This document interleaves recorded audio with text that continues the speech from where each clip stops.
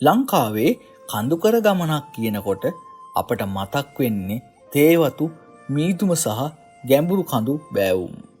නමුත් මේ කඳුකරය ගැන කියන විට අපට තවත් එක් මාර්ගයක් අමතක කරන්නම බැහැ. ඒ තමයි 18 වංගුව. ඒ කියන්නේ වැද්දාට රැවටුණු සුද්දා නිසා හැදුණු ලංකාවට අනන්‍ය වූ මාර්ගයක් ගැන තමයි අද අපි කියන්න යන්නේ.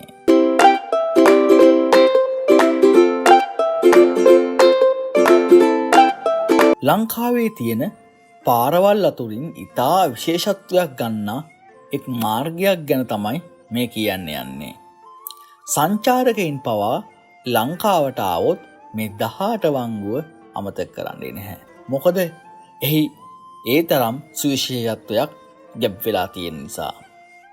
ලංකාවේ තියෙන ඒෂේනියේ මාර්ග අතුරින් හැමෝම යන්න කැමති පාරවල් දෙකක් තියෙනවා. ඒයින් එකක් තමයි මහනුවර ඉඳලා යාපනයට යන A9 මාර්ගය.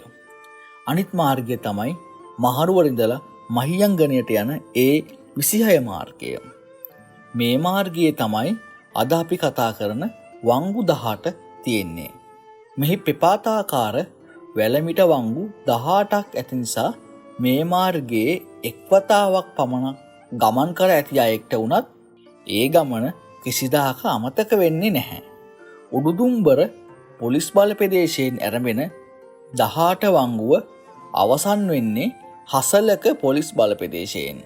ඉතින් කඳුකර ප්‍රදේශවල පහසුවෙන්ම මහියංගනට ළඟා වෙන්න පුළුවන් පහසු මාර්ග සකසන්න හැකියාව තිබුණත් මේ වගේ අසීරු මාර්ගයක් හදපු එක ගැන සොයන්නම වෙනවා.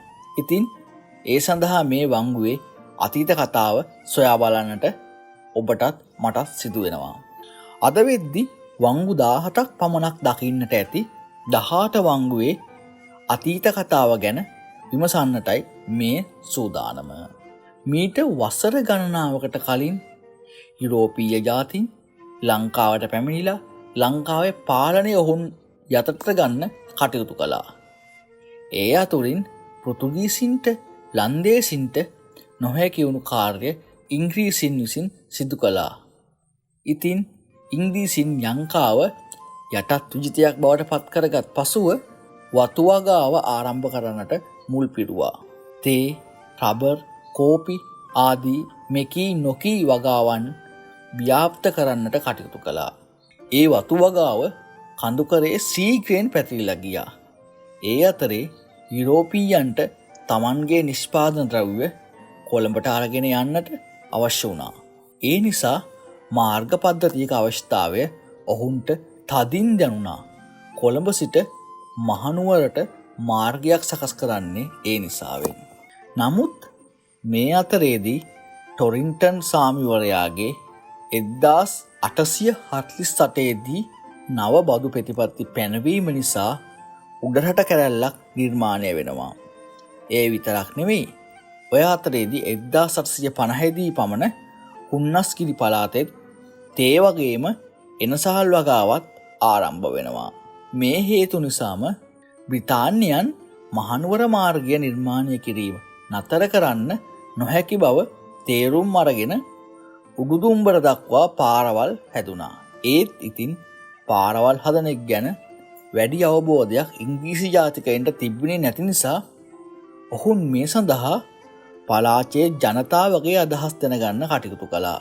එකල උඩුදුම්බර ගමේ ප්‍රධානීන් 4 දෙනෙක් වුණු ගම්පහ බස්නාහිර කෝරාලේ, ගම්පහ නැගෙනහිර කෝරාලේ, ගම් දෙකේ කෝරාලේ සහ කන්ද පහළ කෝරාලේ යන අය කැඳවාගෙන ඔවුන් සමග මේ ගැන සාකච්ඡා කර තිබුණා.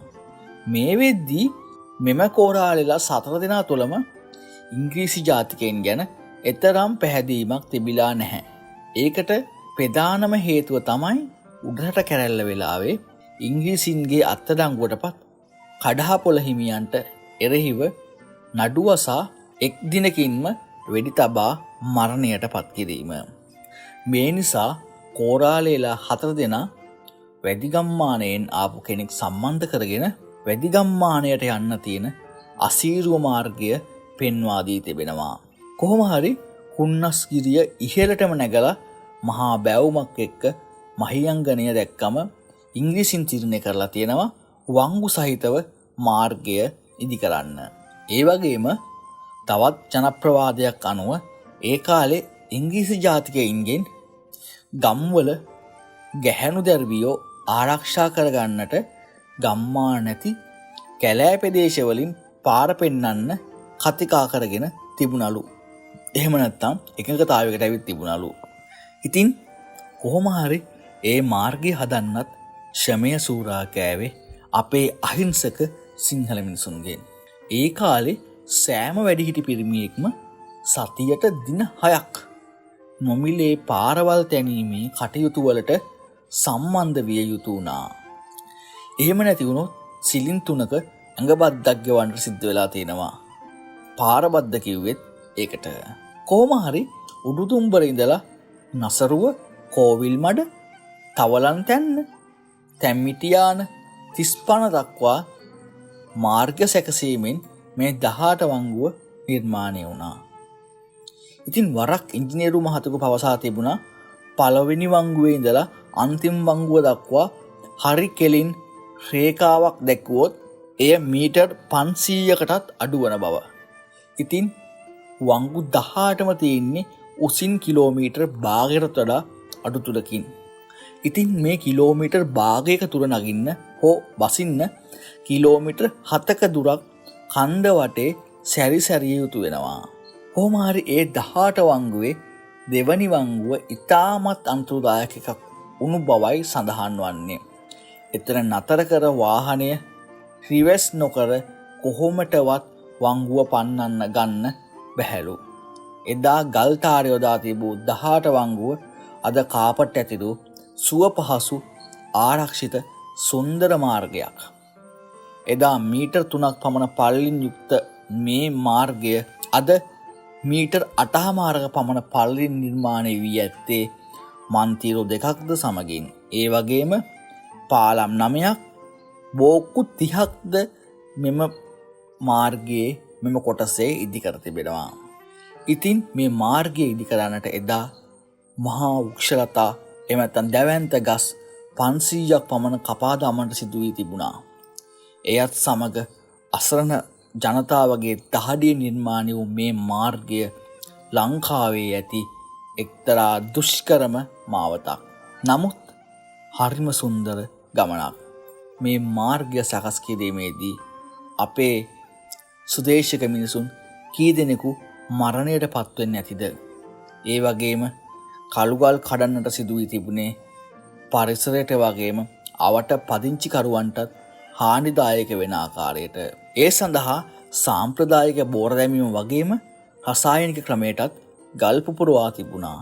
ඉතින් විශාල අභියෝග රැසක් මැද එදා මේ මාර්ගය ඉදි කෙරුණා වගේම නැවත මාර්ගය පුළුල් කිරීමත් සිදු වුණා.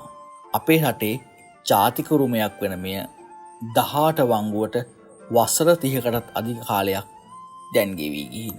ඉතින් හරි අපූර්ව ඉතිහාස කතාවත් සිහියේ තබාගෙන 18 වංගුවේ රවුමක් යන එක කොහොමදත් හොඳයිනේ. අපේ පැරැන්නු තහඩියින් වේදනාවලින් හදපු මාවතක් අද අපට ලැබෙන්නේ අපූර්ව සංචාරක මගක් විදියට. අපේ ඉතිහාසයේ පුරා වැදි ජාතියේ තැනට සුදුසු නොවනත් සුද්දන්ගේ අමුතු හැසිරීමත් එකට ගැටුණු තවත් විස්මිත කතාවක් තමයි 18 වංගුවේ කතාව. ඔබත් මේ මග ගමන් කරලා බලන්න. ඒ පාර කියන කතා අසන්න. අදත් 18 වංගුව පාර කියනවා අපේ ඉතිහාසය ගැන කතාවක්. මේ වගේ අපූර්ව ඉතිහාස කතා ඔබත් දැනගන්න කැමති නම් බුද්ධ තීර්ථ නාලිකාව සබ්ස්ක්‍රයිබ් කරන්න, ලයික් එකක් දාන්න වගේම ඔබේ අදහස් කමෙන්ට් එකකින් කියන්නත් අමතක කරන්න එපා.